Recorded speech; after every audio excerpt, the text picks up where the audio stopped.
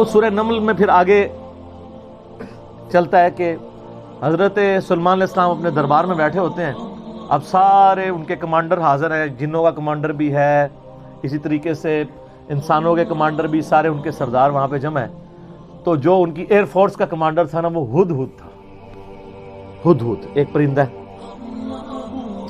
جس کی بڑی خوبصورت سی کلگی ہوتی ہے, جیسے مرغے کی ہوتی ہے, اور بڑا ایکسٹرا آرڈنری پرندہ ہے. آپ جا کے گوگل پہ سرچ کریں, یوٹیوب پہ اس کی ویڈیوز دیکھیں کہ اللہ نے اس کو کیا صلاحیتیں دی ہیں. وہ ان کا سمجھ لیں ایئر فورس کا چیف تھا.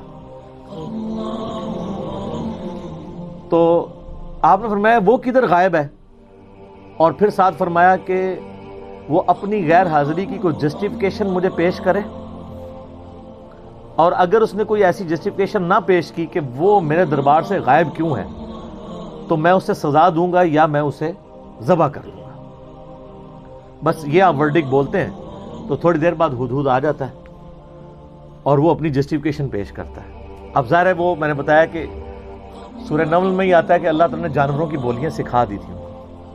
تو حضرت سلیمان علیہ السلام اس سے پوچھتے ہیں کہ بتاؤ سر پھر ہدہد دیکھیں کڈا پکا مواحد سی. وہ کہتا ہے کہ اے سلیمان علیہ السلام, میں آپ کے لیے ایک ایسی خبر لے کے آؤں جو آپ کے علم میں بھی نہیں ہے. بابی نہیں تھا ہدہد نا.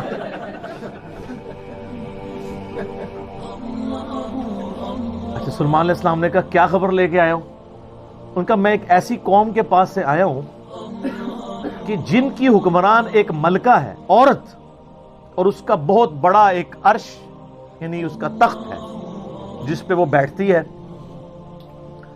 اب وہ آپ کو نا ویسے کھنڈرات بھی اس کے مل چکے, میں ایک پکچر ہمیں ملی, انشاءاللہ ہم اس میں اٹیچ بھی کریں گے. آلموسٹ سمجھ لیں وہ کوئی آج کے دور کے اعتبار سے آپ دیکھ لیں کوئی 50 فٹ چوڑا اور لمبائی میں تقریباً 100 فٹ اور اونچائی میں بھی تقریباً 50 فٹ کے برابر, مختلف اقوال ملتے ہیں. یعنی اچھا خاصا بڑا اس کا تخت تھا جس پہ اس کے سارے وہ سردار ارد گرد بیٹھتے تھے, اور وہ پتھر کا بنا ہوا بڑا سا. ان کا میں نے ایک عورت دیکھی ہے, تو وہ آپ کے علم میں نہیں ہے کہ وہ حکومت کر رہی ہے ان پہ, اور بڑا اس کا ایک تخت ہے, اس کے کئی سردار ہیں, اور شیطان نے ان کے برے اعمال ان کی نظر میں سنوار دیے ہیں. وہ اللہ کو چھوڑ کے سورج کی پوجا کرتے ہیں. سر ایک ہدہد کو بھی ٹینشن ہے شرک کی, آپ ذرا یہ دیکھیں. اسی لیے اللہ تعالیٰ نے فرمایا نا کہ قریب ہے کہ آسمان پھٹ پڑے اور زمین شک ہو جائے اور پہاڑ ریزہ ریزہ ہو جائے. ان دعوا للرحمن ولدا, جو رحمان کے لیے بیٹا تجویز کرتے ہیں, اگر یہ شرک کی تکلیف کا احساس یہ آسمان, زمین اور پہاڑوں پہ ہو تو یہ بھی دب جائیں اس سے کہ اللہ کے لیے اس طرح کی باتیں لوگ کرتے ہیں. تو اور پھر وہ کہتا ہے کہ اب ہدہد کی بھی آپ تقریر دیکھیں جناب, کہ شیطان نے برے اعمال ان کی نظروں میں سنوار دی ہیں, اللہ کو چھوڑ کے وہ سورج کی پوجا کر رہے ہیں, حالانکہ عظمت اس اللہ کی ہے جو زمین و آسمان کا مالک ہے. ان کو تو چاہیے تھا اسے ہی سجدہ کریں, اور اس پہ آیت سجدہ بھی ہے. اللہ اکبر, سبحان الملک المقدوس.